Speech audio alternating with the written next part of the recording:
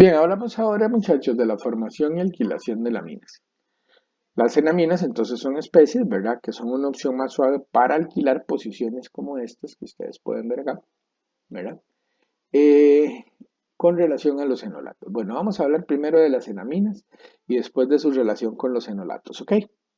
Bueno, en primer caso que tengo que decirles, las enaminas provienen realmente de una acetona, de un compuesto carbonílico, una acetona o un aldehído y una amina secundaria. Pronto vamos a ver el mecanismo. Vean ustedes que hay dos estructuras resonantes que pueden tener este grupo funcional que conozco como enamina. Y lo reconozco porque es un nitrógeno que está unido a un carbono Sp2 que está formando, como ustedes pueden ver, un doble enlace. Ahora, ¿cómo es que se alquilan este tipo de especies? Si ustedes se fijan, ¿verdad? Entonces, el par de electrones entre los carbonos son capaces de capturar un electrófilo, ¿verdad? Mientras que los electrones del nitrógeno se pueden compartir, como ustedes pueden ver, con uno de los carbonos del doble enlace, más específicamente el carbono que es la base del nitrógeno. Entonces, fíjense ustedes que si esto ocurre, yo puedo tener dos posibles estructuras resonantes, dentro de las cuales, ¿verdad? Puedo resaltar esta que es más estable, ¿verdad? Porque aunque el nitrógeno tiene carga positiva, todos los átomos tienen el octeto completo. Bien, aquí vamos entonces a hablar un poquito, ¿verdad? Acerca del mecanismo de esta reacción. Fíjense que una amina secundaria puede atacar entre un pH de 4 y 5 a un carbono carbonílico, muchachos, como ustedes pueden observar, para formar una carbinolamina, ¿ok? Recuerden que esto se pega, los electrones suben, este oxígeno se protona y se va a perder el protón que está unido al nitrógeno y le está dando carga positiva. Ahora, en el medio ácido, la carbinolamina se puede protonar, ¿verdad? Y entonces se puede protonar y puede perder agua. Lo que pasa es que a lo que vamos a llegar, ¿verdad? Es una cosa que no se estabiliza de forma sencilla, porque ya el nitrógeno no tiene hidrógenos, ¿verdad? Recuerden que si fuera un hidrógeno primario, ¿verdad? Nosotros ¿qué tendríamos? La formación de una mina. Si fuera una mina, si uno de estos seres fuera un hidrógeno, ¿verdad? En el paso siguiente, ¿cuál de estas estructuras resonantes qué es? De que se pierde el hidrógeno y se estabiliza la especie. Aquí no, nosotros sabemos, ¿verdad? Que este ion, ¿verdad? Que tenemos acá, ¿verdad? Es un ion que está en equilibrio inclusive con los compuestos originales y que la reacción no procede más allá, ¿verdad? De este ion en lo referente al nitrógeno, ¿ok? O sea, fíjense ustedes que el agua que tengamos en el medio no va a atacar a ninguno de los grupos R del nitrógeno, sino que lo que va a hacer, ¿verdad? Como ustedes pueden observar, es atacar al nitrógeno del carbono alfa. Este carbono alfa le sigo llamando carbono alfa porque resulta que en este carbono que ahora es positivo y que ahora tengo el nitrógeno, ¿verdad? Como ustedes pueden ver, antes lo que había era un carbonilo. ¿Ven? Entonces, claro, una vez que pierdo el hidrógeno alfa, yo genero un enlace, ¿verdad? Entre estos dos carbonos, como ustedes pueden observar, ¿sí? Y el nitrógeno me va a quedar terciario, ¿ok? Y entonces, así es como se me forma la enamina. Ok, un ejemplo específico es ciclohexanona más pirrolidina me da, ¿verdad? La enamina de la pirrolidina o de la ciclohexanona, ¿verdad? Así es como se denomina esta especie. Vean qué interesante lo que les decía de las enaminas. Tienen una reactividad intermedia. Son más reactivas que un enol, pero menos reactivas que un ion enolato. Dice, las reacciones de las enaminas ocurren en condiciones más moderadas que las reacciones de los enolatos, por lo cual evitan reacciones secundarias. Y además, ¿verdad? Si yo voy a alquilar una enamina, puedo usar sustratos que tal vez en medios muy fuertemente básicos que se requieren para generar los enolatos, ¿verdad? Yo puedo usar ese tipo de sustratos que tengan otros grupos funcionales, ¿sí? Que no puedo ponerlos en esos medios fuertemente básicos en los cuales se descompondría. Bueno, aquí tenemos ejemplos específicos. Fíjense cómo estos dos electrones pueden desplazar al bromo en este caso, ¿verdad? Y generar la sal de niño alquilada que luego de perder el hidrógeno alfa, ¿verdad? A lo que fue el grupo carbonilo, me genera, como ustedes pueden ver, Claro, después de una hidrólisis, una cetona sustituida. Entonces, el final del asunto, muchachos, es que una vez que la enamina se alquila, ¿verdad? Yo puedo generar esta sal de iminio, como podemos ver que con agua se hidroliza. Entonces, la alquilación de una enamina al final es como si nosotros hubiéramos generado un enolato de la acetona, ¿verdad? De la acetona que dio lugar a la formación de la enamina. ¿Ven? De manera bastante más moderada, entonces se sustituye la posición alfa al grupo carbonilo. ¿Ok? Reacción total, nada más para resumir. Primero, la amina secundaria en un pH de entre 4 y 5 muchachos, ¿sí? Me permiten formar la enamina, ¿ok?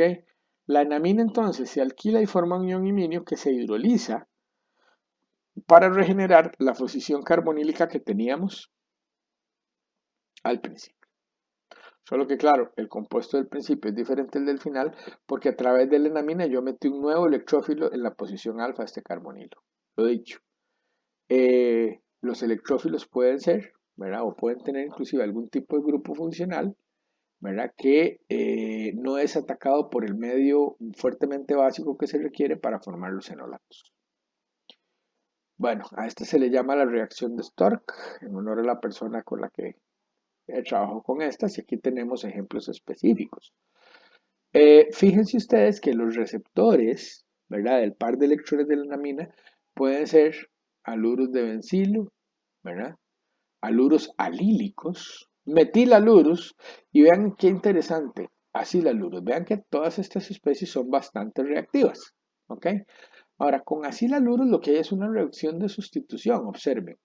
El par de electrones de la enamina, ¿verdad? Ataca el carbono del carbonilo, como ustedes pueden observar por acá, ¿verdad? Se regenera el grupo carbonilo y lo que me va a quedar, ¿verdad? Después de la hidrólisis de la sal de aciliminio, en este caso, que es una beta dicetona, ¿ok? Entonces, tengan ustedes en cuenta que este tipo de sustratos son los que más le gustan a las enaminas y todos estos tipos de sustratos son eh, eh, receptores electrofílicos muy reactivos. Bien, vamos a hablar ahora de otra reacción, ¿verdad? Que tiene que ver con la producción de enolatos, ¿no? ¿verdad? O de enoles y la sustitución en esta posición. Fíjense ustedes que promovida por base, ¿verdad? Yo puedo tener la halogenación de la posición alfa.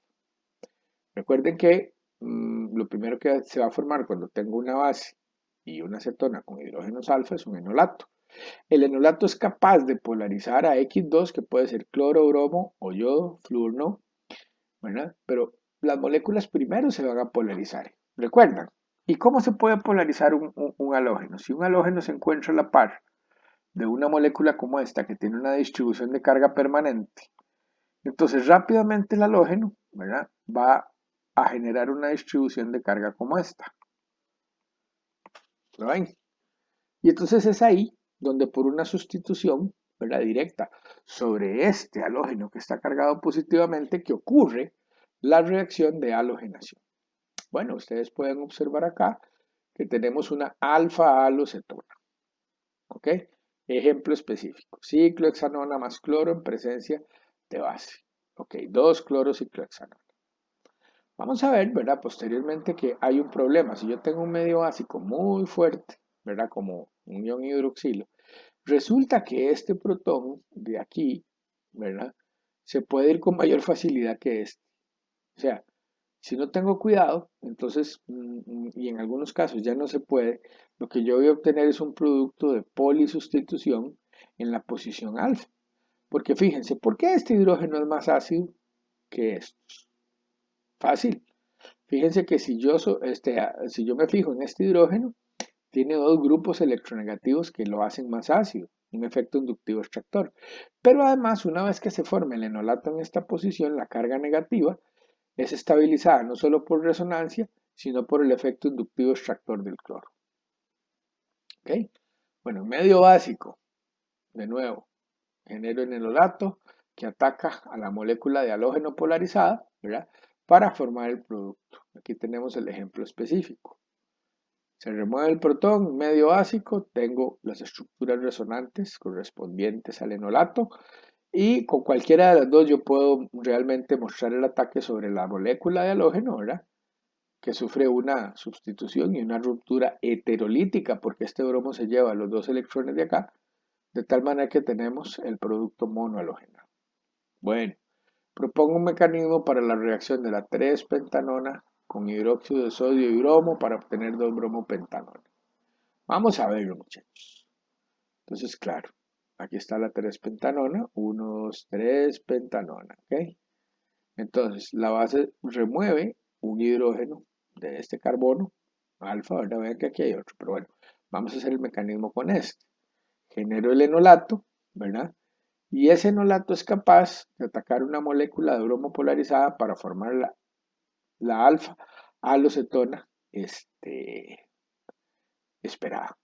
Vean ustedes que por este otro lado, chiquillos, por este otro lado también podría formar otro producto.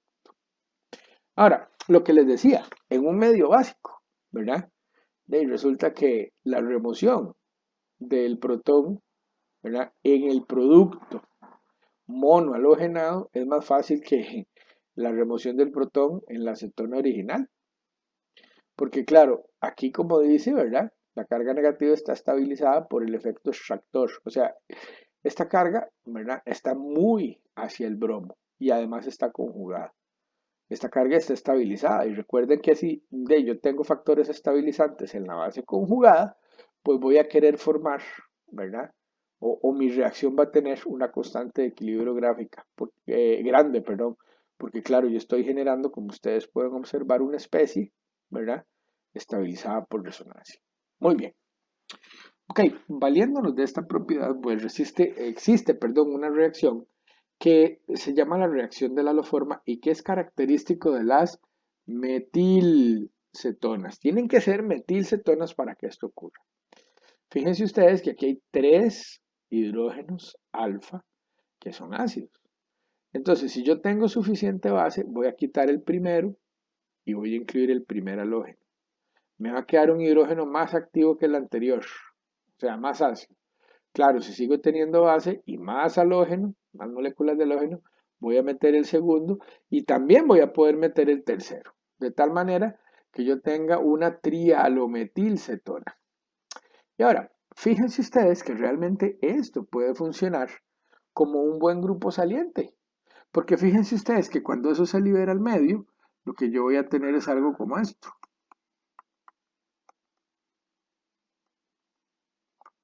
3 halógenos, ¿verdad?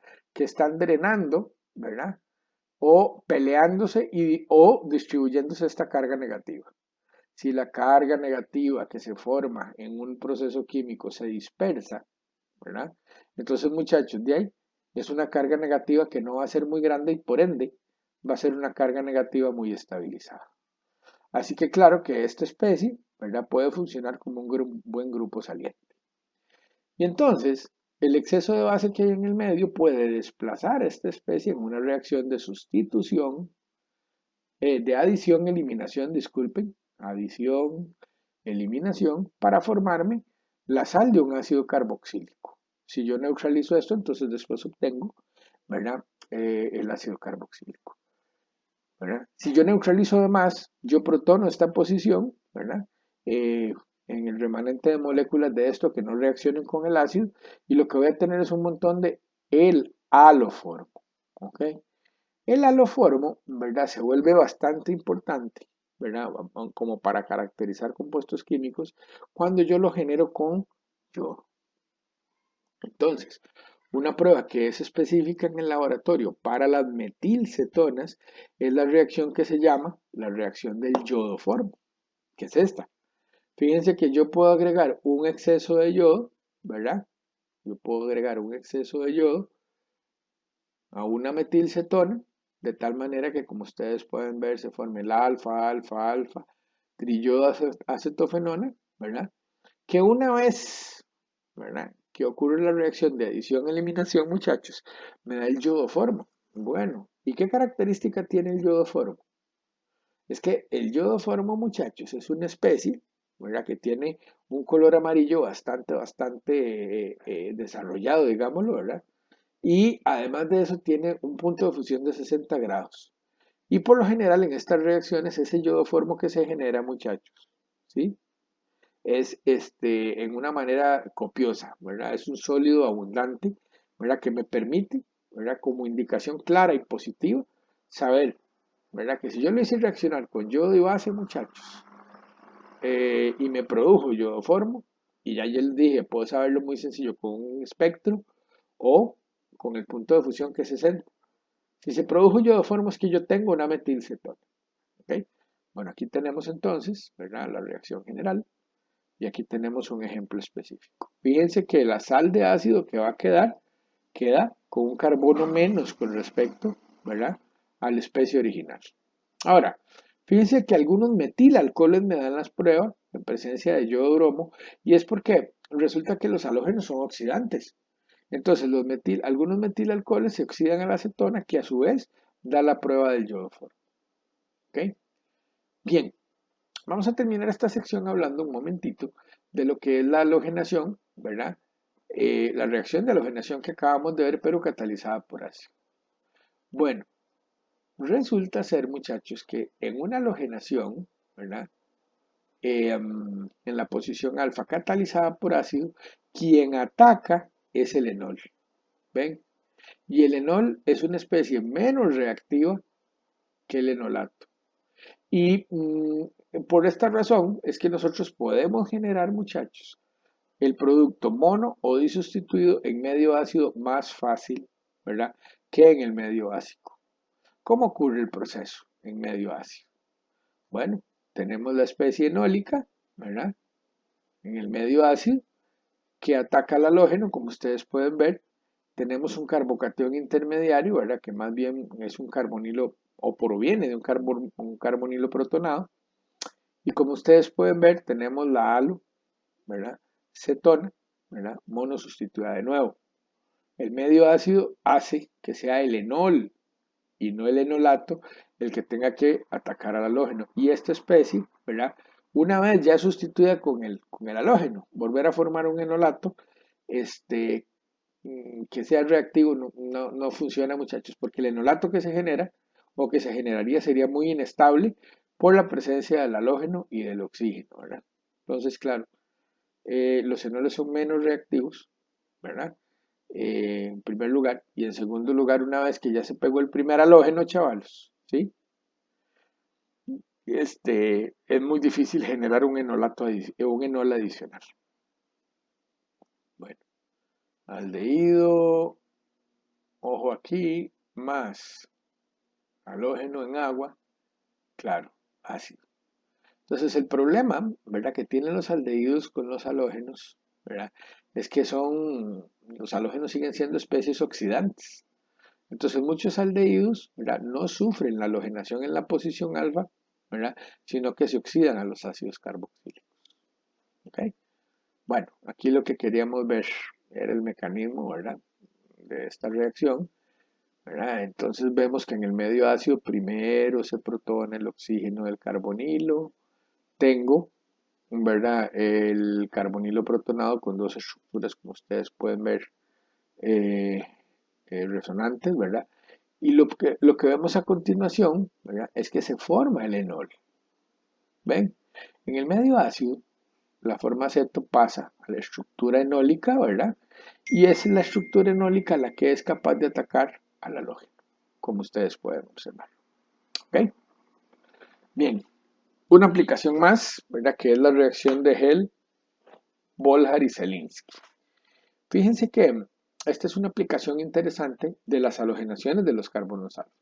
Si yo tengo un ácido carboxílico como este, lo puedo bromar, ¿verdad?, en presencia de bromo y tribromuro de fósforo.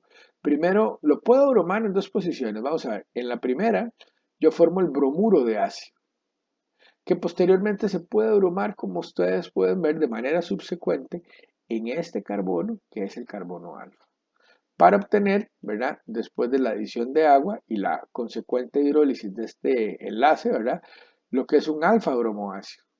Bueno, los alfa-bromoácidos son intermediarios sintéticos, ¿verdad? O se usan como intermediarios sintéticos en muchas reacciones. Ve aquí el ejemplo específico. El ácido butanoico, ¿verdad? Con bromo y tribromuro de fósforo me da, como ustedes pueden ver, el bromuro de 2-bromo-butanoilo.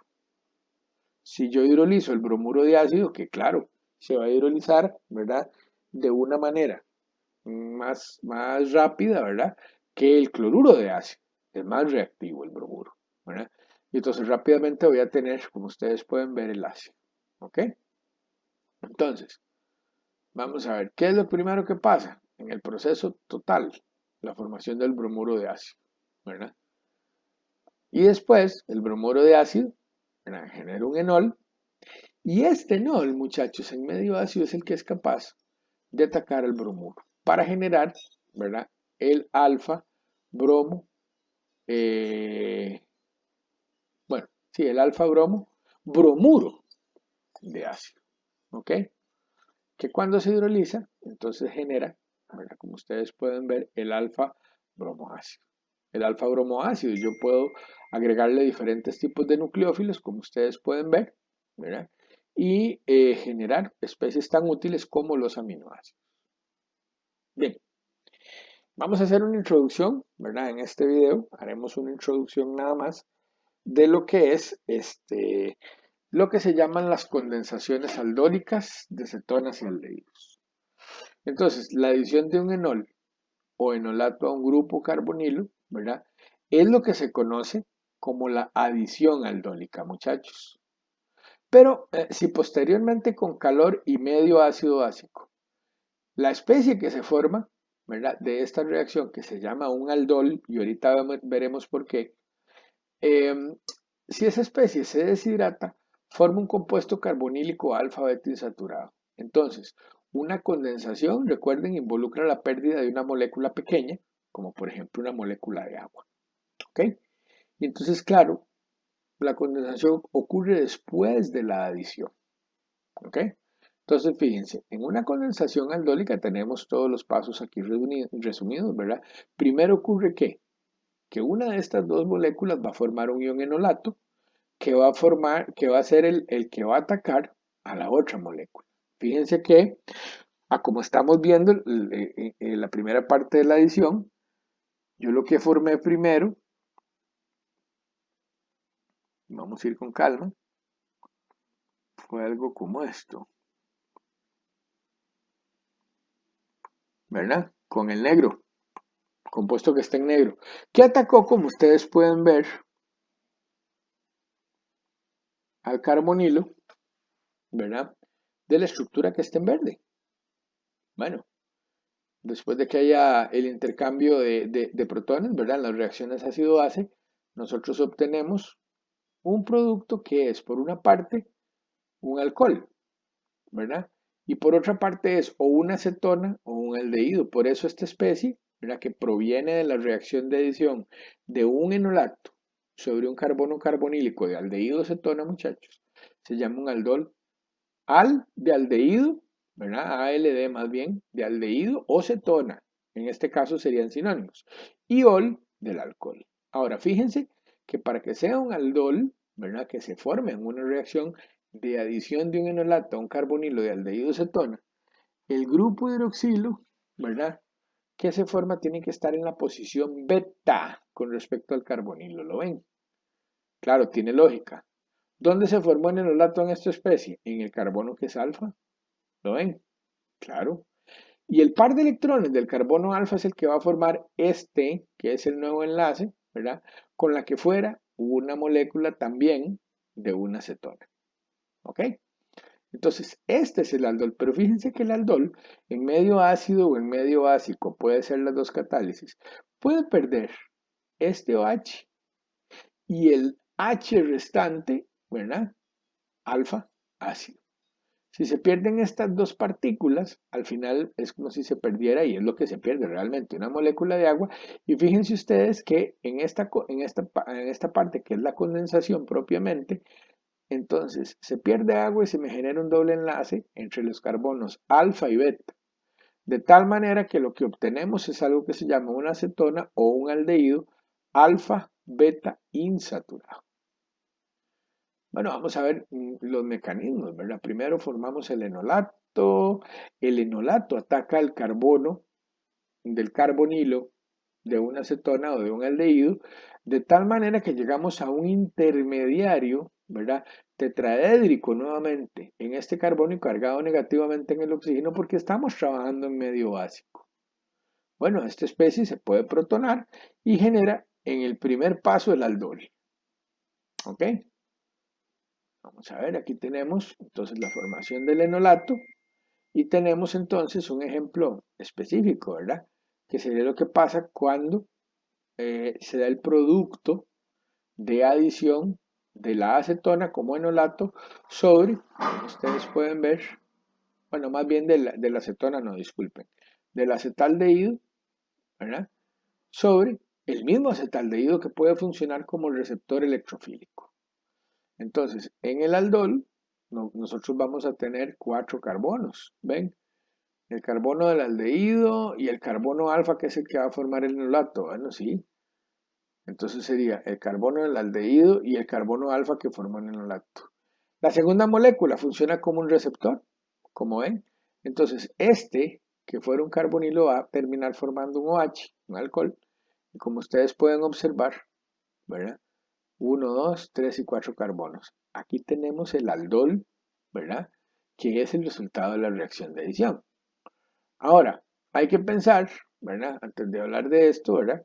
Que esta especie, ¿verdad? Se puede deshidratar porque se puede perder este hidrógeno de la posición alfa al carbonilo, ¿verdad? Y se puede perder como grupo saliente el OH.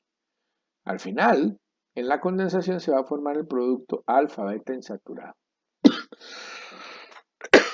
Bueno, como ustedes pueden ver en el caso de la acetona, ahora sí es la acetona, muchachos, disculpen.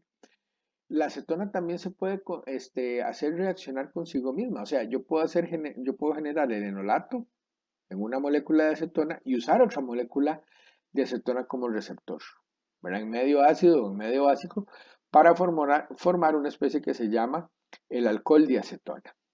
Claro, ya sabemos, ¿verdad? Que por efecto de la pKa de estas dos especies, la cantidad de enolato que se forma es muy poca. Entonces, la cantidad de producto en este caso que se genera de la condensación, bueno, todavía no es una condensación, de la adición aldólica es muy baja.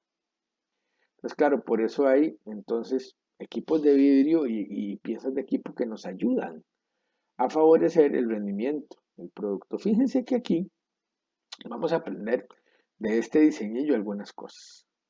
Yo aquí abajo tengo acetona más el alcohol de acetona, ¿verdad? Que es el producto de la reacción. Resulta ser, ¿verdad? Que esto que se llama un Soxhlet, ¿verdad? Es una especie que tiene un cartucho acá donde se mete, por ejemplo, hidróxido de bario, que es una base fuerte, ¿sí? Y que cataliza esta reacción, ¿ok? Entonces, en el Soxhlet tenemos una tubuladura lateral por donde pasa el gas, porque claro, si yo caliento esto, la acetona, que tiene un punto de ebullición mucho más bajo, porque es una molécula mucho más pequeña y menos asociada que el alcohol de acetona, ¿sí? Pasa al estado gaseoso, sube por la tubuladura lateral. Aquí hay un condensador que se llama condensador en posición de reflujo. El reflujo lo que hace, ¿verdad? O la posición de reflujo es que miren lo que hace. Sale el gas, llega como gas aquí, ¿verdad? Aquí sufre un choque térmico, viene el gas caliente. Eh, el agente refrigerante, ¿verdad? Que como dice aquí es agua fría, se lleva, digámoslo de alguna forma, el calor del gas que viene aquí y se condensa la acetona y vuelve a caer sobre el cartucho. Claro, en el cartucho se forma el alcohol de acetona, ¿ok? Aquí es donde ocurre realmente la reacción y lo que va a bajar del Soxhlet, ¿verdad? Como líquido es una mezcla que tiene acetona y alcohol de acetona. Esto ocurre, ¿verdad? De forma cíclica muchas horas, las que sean necesarias, hasta que se enriquezca esta mezcla de acá, ¿verdad? Con una buena cantidad de alcohol de acetona. Entonces, ven, con un equipo yo puedo en el tiempo generar una cantidad apreciable de un producto que a mí me interesa, muchachos, ¿verdad? Aunque el rendimiento del proceso sea bajo. Bueno, acá tenemos entonces la formación del ion enolato de la acetona. Estamos viendo el mecanismo. Cómo la misma acetona actúa como un electrófilo y recibe, como ustedes pueden observar acá, al enolato. Y se protona para formar el aldol. Ahora vean, puede ocurrir esa reacción en medio ácido también, pero de forma contraria. Fíjense que la acetona entonces se protonaría primero para formar el carbonilo protonado, que posteriormente generaría el enol. Y el enol es capaz de atacar a un carbono, ¿verdad? Que ya está activado, porque estoy trabajando en un medio ácido, ¿ok? Entonces, tenemos, como vemos aquí, el intermediario estabilizado por resonancia, que una vez que pierde un protón, me genera el aldol, ¿ok? Bien, entonces ahora, la deshidratación o conjugación de los productos anteriores, muchachos, ocurre porque se pierde el hidroxilo y porque se pierde el hidrógeno alfa. Vamos a ver con el alcohol de acetona este proceso, ¿verdad? Entonces, vamos a ver. En primer término, ¿verdad? En el medio básico, muchachos, lo que va a ocurrir es que se pierde, ¿verdad? Este protón generando un enolato que después desplaza el OH, ¿sí? ¿Ok? Y en el medio ácido, ¿verdad? Veremos que lo que ocurre es que puede salir, como ustedes pueden ver, agua, ¿verdad? Y se puede perder posteriormente este protón con el cual se genera el doble enlace. Vamos a ver, propongo un mecanismo para la deshidratación del alcohol de acetona para obtener lo que se llama el óxido de mesitil, en medio ácido y en medio básico. Vean lo que les decía. El alcohol de acetona, que es el aldol, se protona en este OH y fíjense ustedes cómo se pierde el agua, ¿verdad? De tal manera que tengamos un carbocatión. Entonces, este carbocatión induce una acidez muy grande sobre los hidrógenos vecinos, ¿verdad? Acidez que ya era grande porque estos son hidrógenos alfa un carbonilo. Entonces, una vez que se pierde esta especie, se genera el doble enlace, que es, como ustedes pueden ver, un doble enlace alfa-beta a un carbonilo. O sea, yo puedo decir que esta es una acetona alfa-beta insaturada. En condiciones básicas, en cambio, primero se pierde el protón del enolato, ¿ok? El protón que va a generar el enolato, perdón, el protón del carbono alfa. Se pierde y una vez que se genera el enolato, entonces el par de electrones que están sobre el carbono puede desplazar al OH. Y ustedes me dirán, pero esto no es una base muy fuerte. Sí, pero ya el medio es muy básico. Así que no hay mucho cambio. Y por esta razón, ¿verdad? También en el medio básico yo puedo tener la acetona alfa, beta, insaturada. Bueno, terminamos con este ejercicio, este videito, muchachos. Y seguimos posteriormente en el siguiente con más reacciones del capítulo 22.